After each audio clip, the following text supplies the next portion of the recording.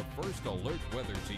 Gabe Rossin with you on this Tuesday evening. Look at this good boy, right? Just want to, give pets all day long, right? But why do we have the dog? Well, we're talking tomorrow, the start of the dog days of summer. Originally, a period of time that followed the rising of the star Sirius. Now, it was believed back then that the rising of that meant a lot of bad luck, a lot of heat, humidity, terrible weather patterns, right? We know that in the modern day, not really to have any influence on that.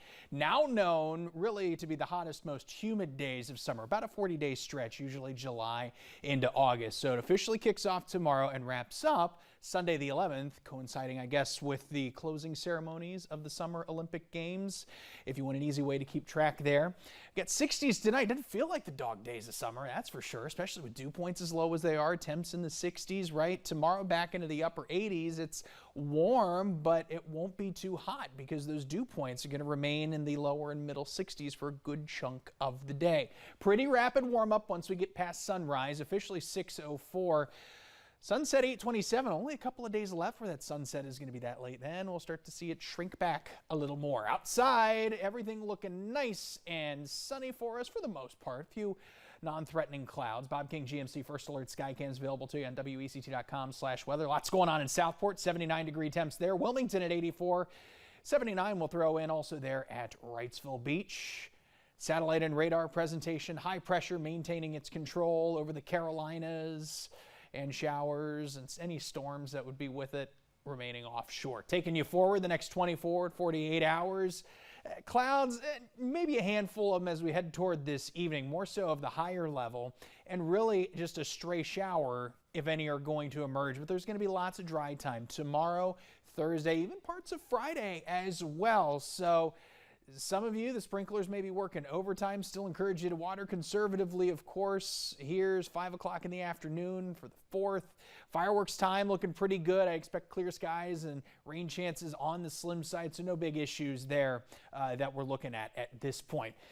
The tropics, a different scenario. Big issue here with Hurricane Beryl. 155 mile per hour sustained winds with gusts up to 190. As of 5 o'clock, its movement to the west-northwest, about 22 miles per hour. Its track the next 5 days from the National Hurricane Center outlined for you here. Weakening as it encounters some shear going through the Caribbean, crossing over the Yucatan Peninsula into the Gulf of Mexico. And we'll be watching for a landfall somewhere along either the Mexico coast or the southern tip of Texas. Lots to remain unseen here as far as the track of that, especially out days 4, days 5, kind of that latter time frame. Elsewhere in the tropics, there you see that massive presentation of Beryl, but behind it, a system that's got at least a slim chance now of development. It was a little higher a couple days ago, but I think it's going to be running into some of that shear that will likely weaken Beryl a little bit, and that's Invest 96L. If it gets named, Debbie would be the next name on the list.